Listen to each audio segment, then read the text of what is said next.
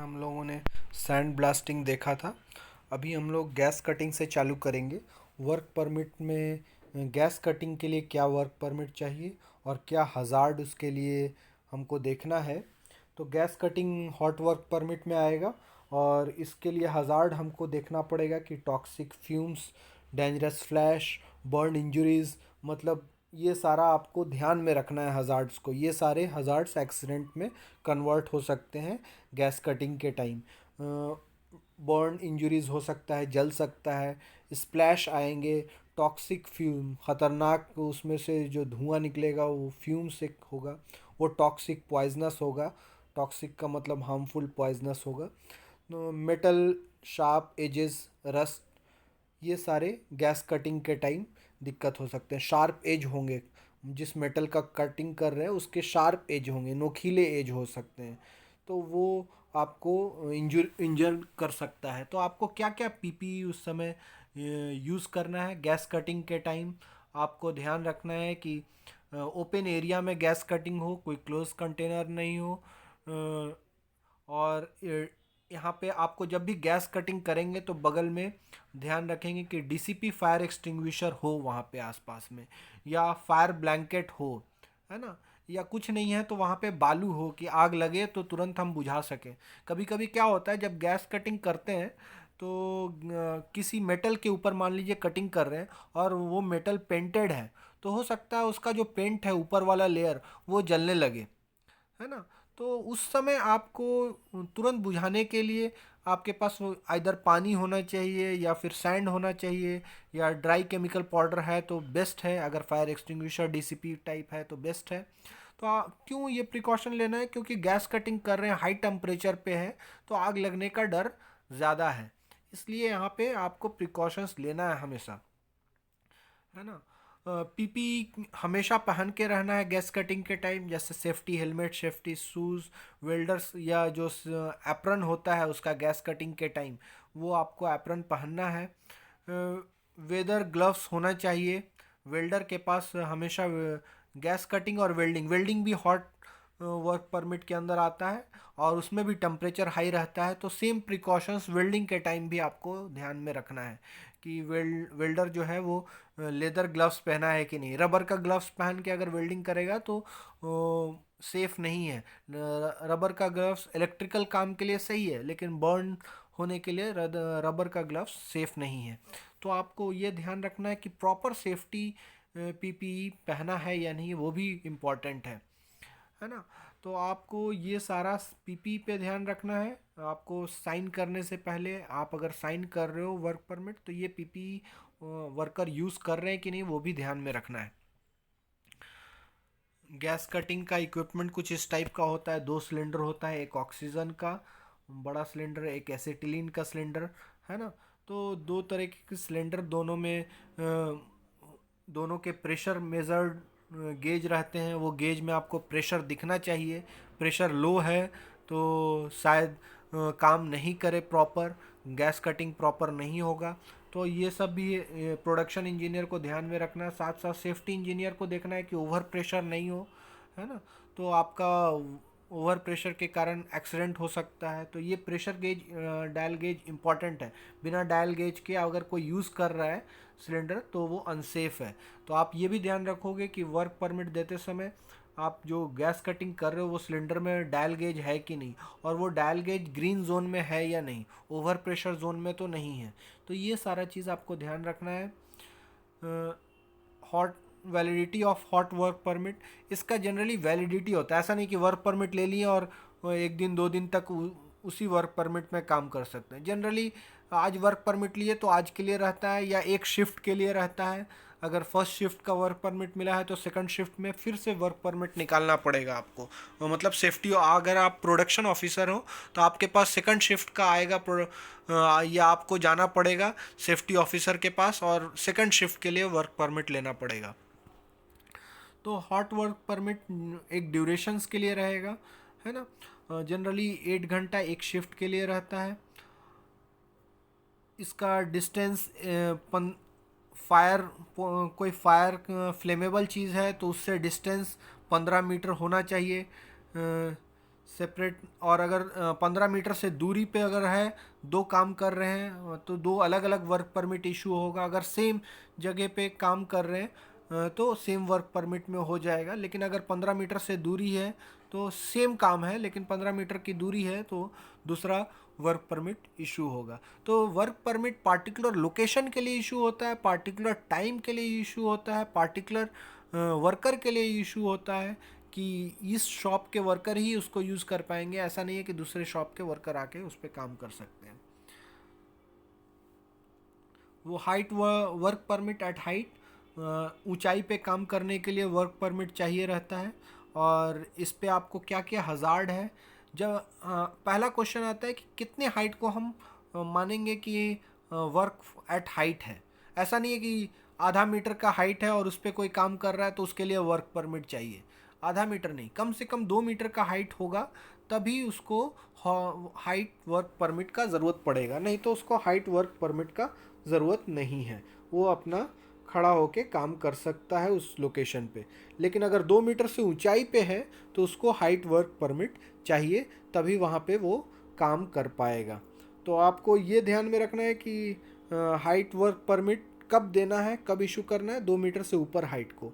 और उसमें हज़ार्ड क्या है, स्लिप हो सकता है, आदमी गिर सकता है वहाँ से, मटेरियल गिर सकता है, मटेरियल गिरने से भी नुकसान हो सकता है, इंजरी हो सकती है ना। कोलैप्स ऑफ वर्किंग प्लेटफॉर्म, जिस प्लेटफॉर्म पे काम कर रहा है, जो भाड़ा बांध के काम कर रहा है, वो भाड़ा टूट सकता है, गिर सकता है। तो आपको ध्यान रखना है कि लोकेशंस जो हो, हाइट हो, उसमें हज़ार्ड क्या क्या वो ध्यान रखना है। उसके लिए पीपी प्रिकॉशंस क्या क्या क्या लेना है वो देखना है। तो इसमें एक हाइट वर्क एट हाइट जो होता है, वर्क एट हाइट पे एक चीज़ और परमिट लेना पड़ता है, जो स्कैफोल्डिंग, सेफ स्कैफोल्डिंग का परमिट लेना पड़ता है, सर्टिफिकेट लेना पड़ता है।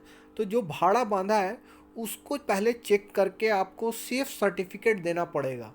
तो जब तक आप सेफ सर्टिफिकेट नहीं दोगे, वो इसका फोल्डिंग सेफ नहीं है और उस पर लोग चढ़ नहीं सकते हैं, चढ़ने का इजाज़त नहीं है। तो वर्क एट हाइट में अगर इसका फोल्डिंग बना हुआ है तो आप पहले जाके चेक करोगे कि इसका फोल्डिंग सर्टिफिकेट इशू है कि नहीं। इसका फोल्डिंग सर्टिफिकेट अगर इशू नहीं है, भाड़ा पे सर्टिफिकेट अगर इशू नहीं है कि ये जो भाड़ा बांधा है ये सेफ़ है या नहीं, तो आपको पहले उस भाड़े को, उस स्कैफोल्डिंग को पहले चेक करना पड़ेगा। वो स्कैफोल्डिंग अगर चेक करने के बाद आपको सेफ़ लगता है तो आप सेफ़ सर्टिफिकेट इशू करोगे कि स्कैफोल्डिंग इज़ सेफ़। उसके बाद जो होगा वो नेक्स्ट प्रोसीजर होगा वर्क एट हाइट पे काम करने का। वो बंदा जो काम करेगा उस भाड़े पे, उस लोकेशन पे जाके चेक करोगे कि वो लोकेशन सेफ़ है या नहीं, वो बंदा बांधा है कि नहीं, सेफ्टी बेल्ट लगाया है या नहीं, वो बंदे ने प्रॉपर पीपी पहना है या नहीं, नहीं पहना है तो आप इशू नहीं करोगे। तो वो सारा चीज़ आप देखोगे वर्क एट हाइट पे काम करने से पहले, वर्क परमिट देने से पहले ये सारे प्रिकॉशंस लेना है आपको। Full body harness, safety shoes, है ना। All floor opening to be properly covered with grill, use of wooden ladder to access height for electrical work. ऐसा नहीं है कि इलेक्ट्रिकल वर्क कर रहा है तो जो लैडर, जो सीढ़ी यूज़ करेगा वो मेटल सीढ़ी नहीं यूज़ करेगा, आइदर वुडन सीढ़ी यूज़ करेगा या मेटल सीढ़ी पे पूरा जो इंसुलेटेड रहेगा, रबर से इंसुलेशन, ऊपर और नीचे इंसुलेशन दिया रहता है, तो वो इंसुलेशन है कि नहीं प्रॉपर, अगर इंसुलेशन है तभी वो काम करेगा, है ना। तो ये सारे अगर हाइट पे काम कर रहा है तो साइड में सेफ्टी नेट्स लगे हुए हैं या नहीं, अगर नहीं लगे हुए हैं तो पहले वो लगाएगा तभी आप वर्क परमिट दोगे काम करने का। तो ये सारा पीपी देखोगे। रेडियोलॉजी वर्क परमिट, जहाँ पे एक्सरे का काम हो रहा है, जहाँ पे वेल्डिंग जॉइंट्स को का इंस्पेक्शन होता है, तो उसमें हमको वेल्डिंग जॉइंट्स को देखना रहता है। जो इंस्पेक्टर होता है वो चेक करता है एक्सरे के थ्रू कि वेल्डिंग सही से हुआ है या नहीं। अगर वेल्डिंग में कहीं पे छूट गया रहेगा तो एक्सरे के अंदर, जैसे हमारा हड्डी टूटता है तो एक्सरे करते हैं तो क्या करता है, हड्डी में जो क्रैक आया है वो दिखता है। उसी तरह लोहे में अगर वेल्डिंग करते समय कहीं पे छूट गया है, कहीं पे होल रह गया है, पोरोसिटी रह गया है, तो वो होल आँख से नहीं दिखेगा। तो वो होल कैसे दिखेगा, आप जब एक्सरे करोगे तो जो इंस्पेक्टर रहेगा वो एक्सरे को करके उसको देखेगा कि एक्सरे में कुछ जॉइंट्स में होल तो नहीं है। तो अगर होल रहेंगे तो वापस उसको बोलेगा प्रोडक्शन इंजीनियर को कि इसको वापस से भरो, वेल्डिंग प्रॉपर नहीं हुई है। तो अगर वो वेल्डिंग करने जा रहा है तो वेल्डिंग के लिए हॉट वर्क परमिट लेगा। वेल्डिंग होने के बाद जब इंस्पेक्टर जाएगा एक्सरे करने के लिए तो रेडियोलॉजी वर्क परमिट लेगा। बिना रेडियोलॉजी वर्क परमिट के वो इंस्पेक्टर चेक नहीं कर सकता है, एक्सरे एक्सरे का काम नहीं कर सकता है। तो उस समय क्या क्या हजार्ड है, स्किन बर्न हो सकता है, स्किन कैंसर हो सकता है, हेडेक होएगा, डैमेज टू आइज हो सकता है, ये सारा खतरा है रेडियोलॉजी से। और पीपी उसमें क्या पहनना है प्रॉपर, उसमें ग्लव्स पहनना है। लास्ट क्लास में हम लोग जो ग्लव्स देखे थे रेडिएशन से बचने के लिए, कौन सा ग्लव्स था, लीड लाइन ग्लव्स, मतलब लीड की कोटिंग रहेगी ग्लव्स के ऊपर। लीड का सूट भी आता है, लीड लाइन सूट्स, पूरा सूट उसका रहेगा, ऊपर से नीचे एप्रन रहेगा जो आपको पूरा सेफ करेगा, कोई भी रेडिएशन आपके बॉडी में नहीं घुसे, वो पहले ही एब्जॉर्ब हो जाएगा। तो लिड लाइन सूट्स रहेंगे, लिड लाइन हेलमेट रहेंगे, लिड लाइन ग्लव्स रहेंगे, है ना। तो ये सारे प्रिकॉशंस लेने हैं आपको। पीपी प्रॉपर होने चाहिए रेडियोलॉजी वर्क परमिट से पहले। Vehicular earth moving equipment work permit, कोई भी व्हीकल मूव कर रहा है, जैसे इंडस्ट्री में हाइड्रा होता है ना, तो ये इसको मूव, फोर्कलिफ्ट होता है, क्रेन होते हैं, ट्रैक्टर होते हैं, ये सारे मूव करने से पहले, एक जगह से दूसरे जगह अगर मूव करना है तो इनके लिए वर्क परमिट चाहिए, क्योंकि ये हेवी इक्विपमेंट को मूव करेंगे या खुद भी मूव करेंगे तो इनके लिए वर्क परमिट चाहिए। ऐसा नहीं है कि हाँ कहीं भी लेके फोर्कलिफ्ट चले गए, तो फोर्कलिफ्ट मूवमेंट से पहले आपको परमिट चाहिए कि फोर्कलिफ्ट सामान लेके यहाँ से यहाँ मूव करेगा इन कंपनी के अंदर, तो उसके लिए वो रास्ता क्लियर होना चाहिए, कोई दूसरा काम नहीं हो रहा होगा वहाँ पे। तो ये वर्क परमिट का एक बहुत बड़ा इम्पोर्टेंस ये है कि लोगों को पता होता है कि क्या काम होने वाला है। आप मान लो हाइड फोर्कलिफ्ट चलाते हो, आपके पास कोई काम लेके आया और आप उस काम को कर दिए, तो क्या होगा, करने गए और रास्ता में कोई दूसरा काम हो रहा होगा, वेल्डिंग हो रहा होगा, तो आपको हिंड्रेंस हो जाएगा, आपको वहाँ पे रुकावट आ जाएगा। तो अभी क्या होगा, दोनों सेफ्टी ऑफिसर के पास जाएगा, एक वेल्डिंग वाला भी वर्क परमिट लेने जाएगा, और जो फोर्कलिफ्ट जो गाड़ी है, फोर्कलिफ्ट ये गाड़ी होती है, ये गाड़ी मूव करने के लिए वो वर्क परमिट लेने जाएगा। तो उसको पता चल जाएगा कि सेम टाइम पे दो वर्क परमिट मेरे पास आया है ना। वेल्डिंग भी वहाँ पे हो रहा है और वहाँ से गाड़ी भी एक मूव करना है, तो वो एक वर्क परमिट को कैंसिल करेगा, डिसाइड करेगा कि कौन सा ज़्यादा इम्पोर्टेंस काम है। इसके लिए हायर मैनेजर्स के साथ मीटिंग होगी और फिर डिसाइड होगा कि किसको वर्क परमिट देना है, वेल्डिंग इम्पॉर्टेंट है या ये मूवमेंट इम्पॉर्टेंट है। तो वर्क परमिट से ये चीज़ बहुत क्लियर हो जाता है कि एक सिस्टमेटिक प्लानिंग हो जाती है, काम करने का एक प्लान हो जाता है कि हाँ किसको इम्पोर्टेंस देना है। वर्क परमिट अगर इशू नहीं होगा, कोई अपने हिसाब से काम करेगा तो काम में रुकावट आएगी, तो प्रोडक्शन स्लो डाउन होएगा। सेफ्टी के साथ साथ ये प्रोडक्शन, अगर वर्क परमिट का काम प्रोडक्शन को स्मूथ करना भी होता है, सिर्फ सेफ करना ही नहीं होता है, इससे स्ट्रीमलाइन होती है प्रोडक्शन। तो वर्क परमिट, व्हीकलर पर वर्क परमिट आप समझ गए, कोई भी व्हीकल मूव करने से पहले आपको ये वर्क परमिट लेना पड़ेगा। इसमें हज़ार्ड क्या है, आपको ये पीपीटी हम दे देंगे थ्रू मेल, आप इसको एक बार देख लोगे। इसमें हज़ार्ड क्या क्या है, जैसे मटेरियल मूव होते समय गिर जाएगा, किसी को चोट लग सकता है मटेरियल से, तो ये सारा हज़ार्ड है जब गाड़ी मूव होगी। तो इसको बचने के लिए प्रिकॉशंस लेना है, उसको ध्यान में रखना है कि अगर कोई गाड़ी पे कोई सामान मूव हो रहा है कंपनी के अंदर तो प्रॉपर बांधा हुआ है या नहीं, स्पेस है कि नहीं, है ना, वो सेफ है कि नहीं उस गाड़ी का मूवमेंट उस एरिया से। उसी तरह कॉन्फाइंड स्पेस वर्क परमिट होता है, जब बहुत छोटे जगह पे काम करना होता है तो कॉन्फाइंड स्पेस वर्क परमिट लेना पड़ता है। मान लीजिए टैंक के अंदर वेल्डिंग करना है तो उसको वेल्डिंग का तो वर्क परमिट लेना ही पड़ेगा, plus confined space work permit लेना पड़ेगा। जो बहुत कम जगह में जाकर काम करना है उस स्पेस के लिए आपको वर्क परमिट लेना पड़ेगा। क्या होता है, जब कम स्पेस में आप काम करते हो तो आपको बहुत सारा दिक्कत आती है। ऑक्सीजन का लेवल कम हो सकता है वहाँ पे, टूल्स नहीं रहेगा वहाँ पे, अकेले आप रहोगे वहाँ पे काम करने के लिए, एक से ज़्यादा लोग नहीं जा पा रहे हैं वहाँ पे, तो वो सारा स्पेस आपका कंस्ट्रेंड है, जगह की कमी है वहाँ पे। तो आपको बहुत सारा प्रिकॉशंस लेना है। तो वो प्रिकॉशंस ले रहे हो कि नहीं, वो कॉन्फाइंड स्पेस वर्क परमिट से ही क्लियर होगा कि ये सारा प्रिकॉशंस है कि नहीं। हज़ार्ड इसमें क्या क्या है? लेस मीन्स टू स्केप, कुछ हुआ तो आपको भागने का जगह नहीं है उसमें। इनएडिक्वेट वेंटिलेशन, उसमें वेंटिलेशन प्रॉपर नहीं होगा। इल्यूमिनेशन, लाइट प्रॉपर नहीं होगी। हो सकता है अंदर में कोई रोटेटिंग फैन हो तो दिक्कत हो।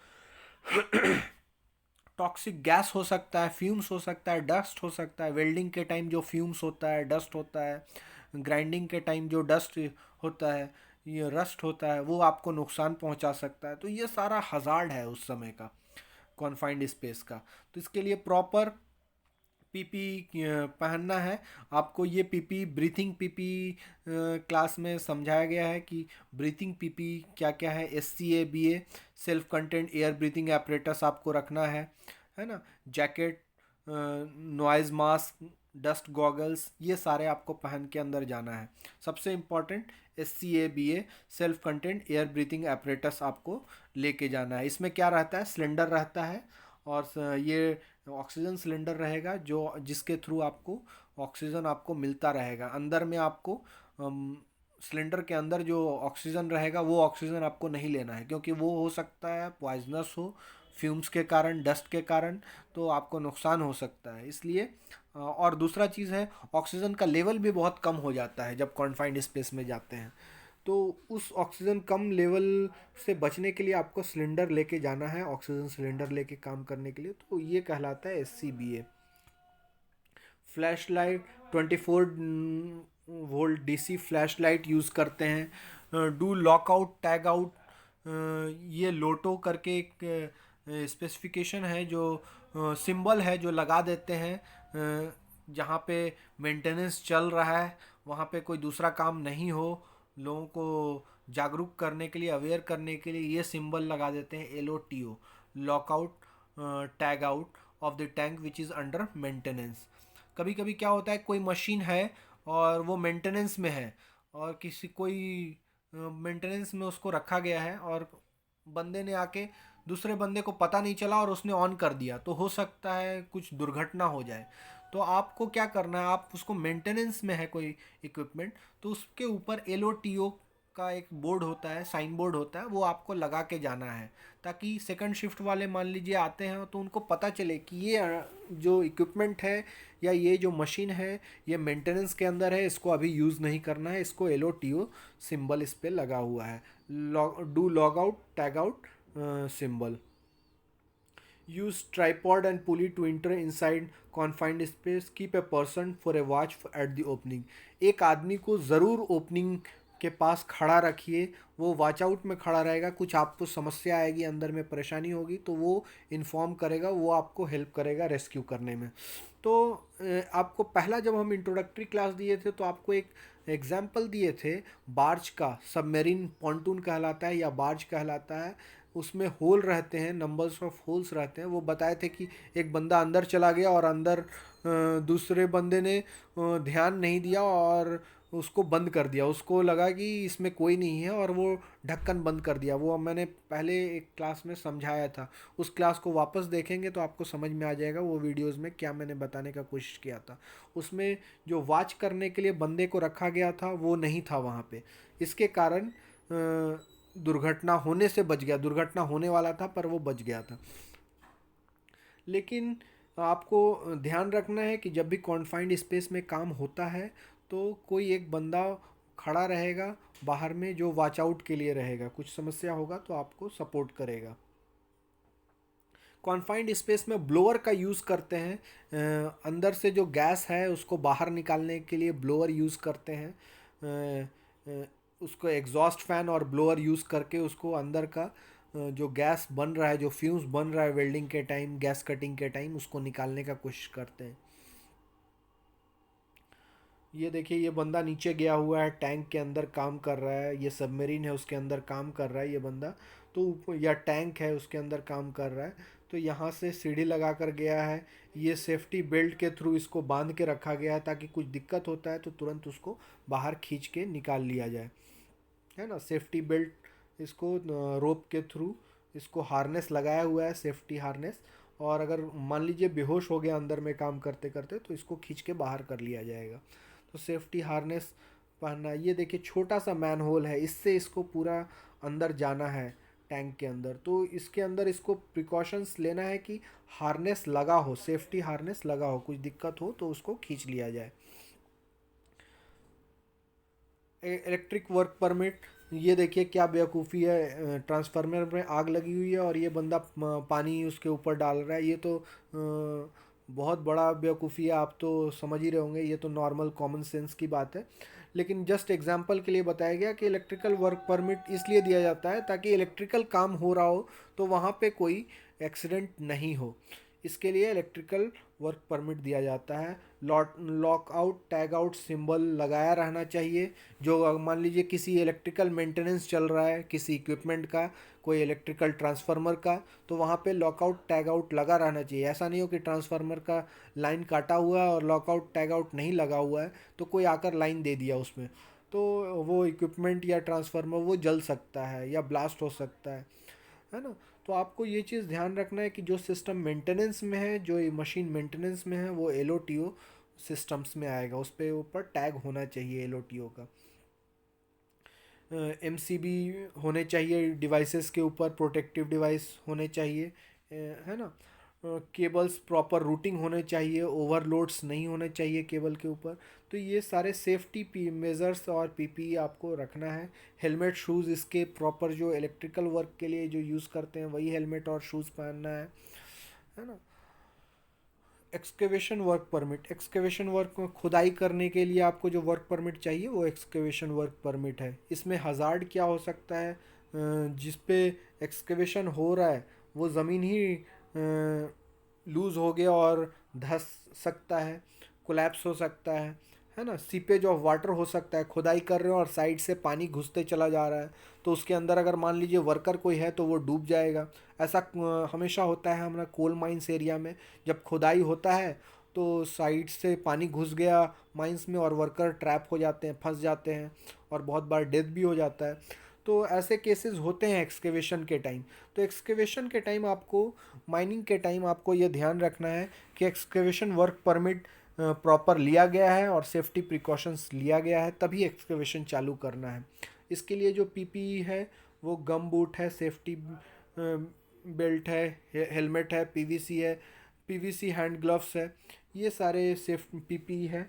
आपको जो सेफ्टी प्रिकॉशंस लेना है वो सारे मेंशन्ड है, ये एक बार आप पढ़ लेंगे।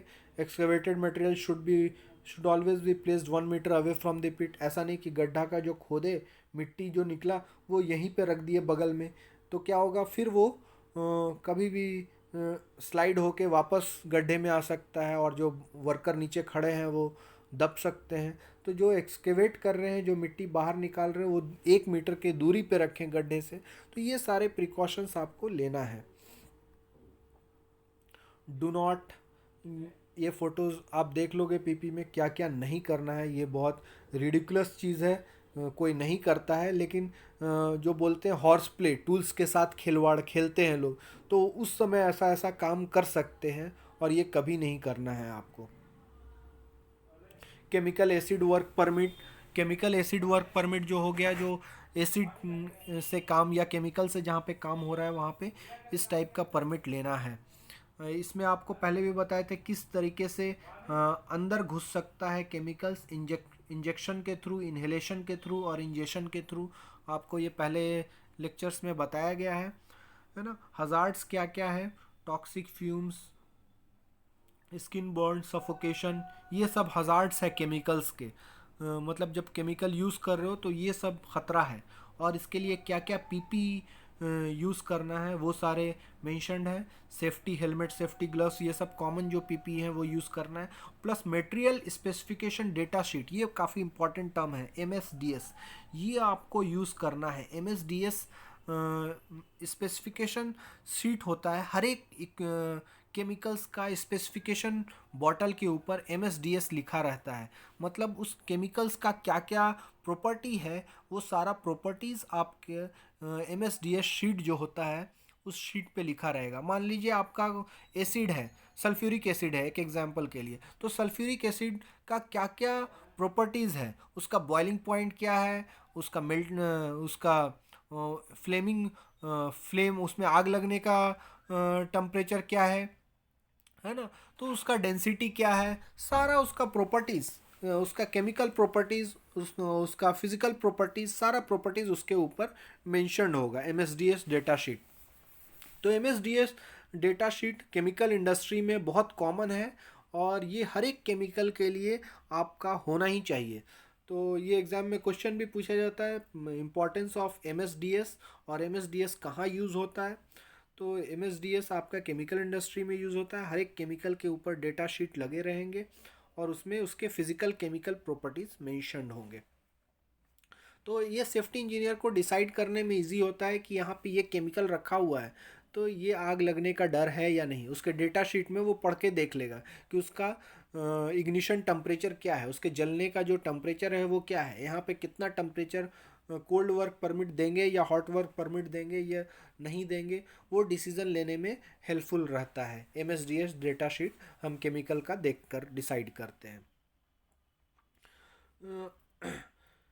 आपको ये समझ में आ ही गया होगा कि केमिकल वर्क परमिट में आपको क्या देखना है। बाकी कॉमन चीज़ है जो आप एक बार पढ़ लोगे समझ में आ जाएगा। Consuming food drinks taboos which where chemicals are stored, मतलब आप जहाँ पे केमिकल्स रखा हो वहाँ पे कुछ खाने का पदार्थ नहीं रखें, स्मोकिंग इज़ प्रोहिबिटेड, वहाँ पे सिगरेट नहीं जला सकते, ये सब चीज़ें कॉमन चीज़ें हैं। ड्राइवर्स को एक लाइसेंस दिया रहता है ट्रांसपोर्टेशन ऑफ केमिकल्स के लिए। हर एक ड्राइवर केमिकल्स का ट्रांसपोर्टेशन नहीं कर सकता है, तो उसके लिए आपको प्रॉपर लाइसेंस लेना पड़ेगा केमिकल ट्रांसपोर्टेशन का, और तभी आप उसको, उस गाड़ी को, उस व्हीकल को जिस पे केमिकल्स रखा हुआ है चला सकते हो। इमरजेंसी प्रिपेयर्डनेस एक एक असेंबली पॉइंट होता है हर एक इंडस्ट्री में, हर एक कंपनी के अंदर। मॉक ड्रिल जब कराते हैं, मतलब मॉक ड्रिल कराया जाता है इंडस्ट्री के अंदर कि आग लगता है तो कहाँ पे भागना है, कैसे भागना है, क्या प्रिकॉशंस लेना है, कहाँ पे असेंबल होना है। तो ये सब चीज़ पहले से प्रिपेयर कराया जाता है, वर्कर्स को पहले से ही बता दिया जाता है, और इसके लिए ट्रेनिंग होती है। तो उस ट्रेनिंग के दौरान, उसको मॉक ड्रिल कहते हैं, उस ट्रेनिंग में सायरन बजेगा और सबको एक जगह भाग के आना है, वो असेंबली पॉइंट कहलाएगा। या किधर से निकलना है वो सारा चीज़ बताया रहेगा कि मॉक ड्रिल के टाइम ये रूट से ही निकलना है ना, एस्केप रूट तुम्हारा ये रहेगा या असेंबली पॉइंट ये रहेगा। तो इमरजेंसी प्रिपेयरनेस जो होता है वो कंपनी में पहले से ही ट्रेनिंग के दौरान वर्कर्स, हर एक वर्कर्स को, खाली सेफ्टी ऑफिसर को नहीं, हर हर एक वर्कर्स को पता होना चाहिए कि इमरजेंसी में क्या करना है, किधर भागना है। तो इमरजेंसी प्रिपेयरनेस में असेंबली पॉइंट, क्वेश्चन आता है कि असेंबली पॉइंट क्या है। तो असेंबली पॉइंट लोकेशंस है जहाँ इमरजेंसी कंडीशंस में आपको वहाँ पे असेंबल होना है, और वहाँ पे हेड काउंट होगा, आइडेंटिफाई किया जाएगा कि मिसिंग वर्कर कौन है, और अगर कोई मिसिंग है वहाँ पे सब कोई पहुँचा असेंबली पॉइंट में, कोई नहीं पहुँच पा रहा है तो उसका खोज होगा, और फिर आइडेंटिफाई किया जाएगा कि क्या दिक्कत हुआ, कहाँ पे कोई फंसा हुआ है। अगर सब कोई इधर उधर भागेंगे तो हेड काउंट होना मुश्किल है, इसलिए असेंबली पॉइंट बनाया जाता है ताकि एक जगह सब कोई पहुँचेंगे, आसानी से काउंट हो पाएगा और फिर मिसिंग वर्कर्स की खोज हो पाएगी। तो ये इमरजेंसी प्रिपरेशन पहले से किया जाता है, पहले से ट्रेनिंग दिया जाता है। The effort to clear emergency will be started only by trained and competent person. Emergency में जो खोज होगा या लोग जो जाएंगे खोजने के लिए वर्कर को, वो ट्रेंड पर्सन होंगे या कॉम्पिटेंट पर्सन होंगे। ऐसा नहीं कोई भी चला जाएगा, आग लगी हुई है, मेरा दोस्त अंदर फंसा हुआ है, मैं जाके बचा के लाता हूँ, नहीं, फायरमैन चाहिए उसके लिए, बचाने के लिए। तो ये इमरजेंसी कंडीशन में आपका काम है सिर्फ भाग के आपको असेंबली पॉइंट तक आना। हर एक वर्कर का काम है असेंबली पॉइंट तक भाग के आना। उसके बाद फायरमैन का काम है या स्पेशलाइज जो ट्रेंड पर्सन है वही जाएगा उसको बचाने के लिए। सायरन होता है, इमरजेंसी सायरन कैसा होगा वो सायरन समझ में आना चाहिए। ये सायरन ऐसा नहीं कि छुट्टी का सायरन है, इमरजेंसी सायरन अलग रहेगा, वो समझ में आना चाहिए सभी वर्कर्स को।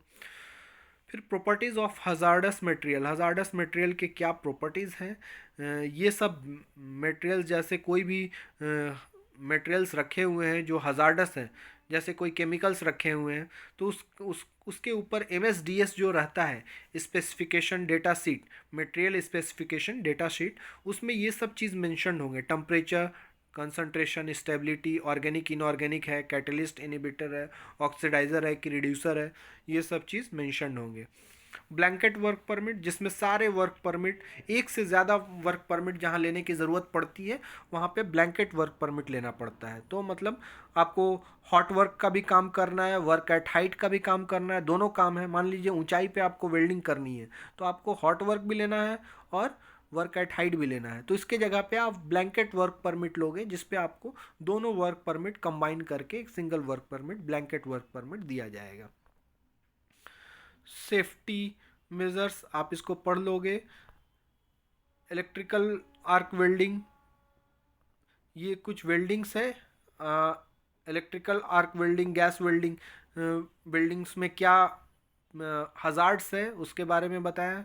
हमने लेक्चर्स के बीच में बताया कि हजार्ड्स क्या हो सकते हैं वेल्डिंग के। टॉक्सिक गैस हो सकते हैं, आग लगने का डर है, इलेक्ट्रिकल शॉक लग सकता है वेल्डिंग के टाइम, शार्प ऑब्जेक्ट हो सकता है ना, बर्न हो सकता है, जल सकता है। तो सेफ्टी मेजर्स क्या लेना है, डीसीपी, ड्राई केमिकल पाउडर का फायर एक्सटिंग्विशर वहाँ पे होना चाहिए, अगर नहीं है तो सैंड होना चाहिए वहाँ पे। पीपी प्रॉपर होना चाहिए, उसका safety shoes, safety helmet proper होना चाहिए। तो ये सब ध्यान रखना है आपको वेल्डिंग करते समय, और उसका पीपी प्रॉपर यूज़ करना है। पीटीडब्ल्यू कैसा होता है, अब हम लोग समझ लिए कि वर्क परमिट किस लिए यूज़ होता है। तो वर्क परमिट कैसा होता है, देखने में कैसा होता है, वो ये एक एग्जांपल देकर बताया गया है। ये वर्क परमिट एक पेपर है और ये सैम्पल वर्क परमिट है। वर्क परमिट एक शीट रहेगा, एक पेज रहेगा जिस पे आपका परमिट टाइटल लिखा रहेगा कि किस काम के लिए है। फिर परमिट रेफरेंस नंबर रहेगा, आप कुछ रिकॉर्ड के लिए नंबर मेंटेन करोगे, आज के लिए 1 नंबर, 2 नंबर, आज कितना परमिट इशू किए उसके लिए कुछ रेफरेंस नंबर डालोगे, नंबर डालोगे, सीरियल नंबर डालोगे, कुछ डालोगे, तो वो परमिट रेफरेंस नंबर है। जॉब लोकेशन मेंशन होगा वर्क परमिट में, प्लांट आइडेंटिफिकेशन होगा कि कहाँ पे काम करना है, शॉप के किस लोकेशन पे काम करना है।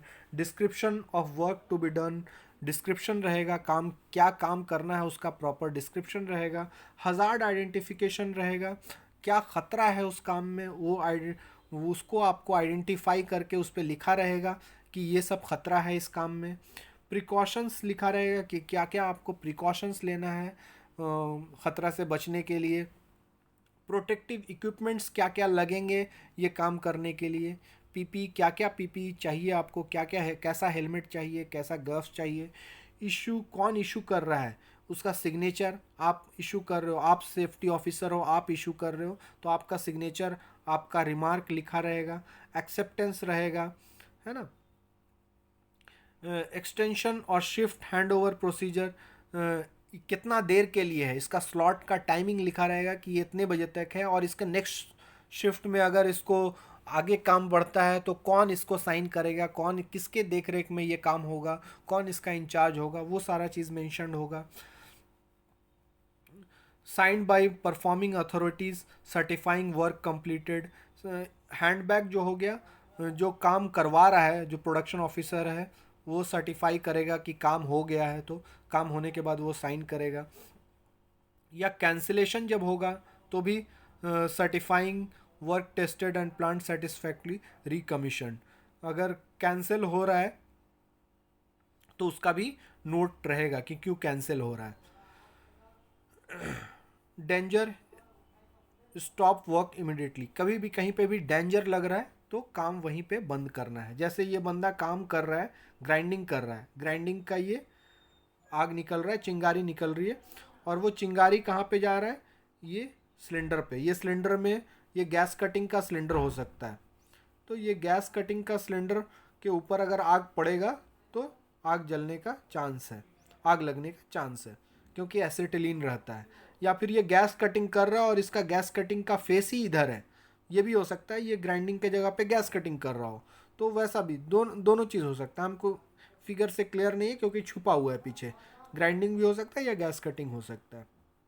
लेकिन प्रॉब्लम क्या है कि इसका जो चिंगारी है वो चिंगारी आपका इसके ऊपर पड़ रहा है, जो सिलेंडर बॉटल है आपका, ऑक्सीजन सिलेंडर बॉटल और एसिटिलीन सिलेंडर बॉटल, तो इस पे नहीं पड़ना चाहिए। तो ये प्रिकॉशंस लेना है, ये गलत तरीका है काम करने का। कुछ केस स्टडीज़ है जो हम लोग नेक्स्ट क्लास में डिटेल्स में देखेंगे, केस स्टडीज़, और उसको समझेंगे कि क्यों वो दुर्घटना हुई। कुछ दुर्घटना हुई, आपको हम ये पीपीटी शेयर कर देंगे, उसको पढ़ लेंगे। ये कुछ दुर्घटना के बारे में डिटेल्स है और उसमें रीजंस लिखा हुआ है कि क्या परमिट नहीं लेने के कारण जो दुर्घटना हुई उसकी केस स्टडीज़ है। I hope lecture is clear to you. Safety begins with you, safety आपसे चालू होती है, आपको ध्यान रखना है। Thank you.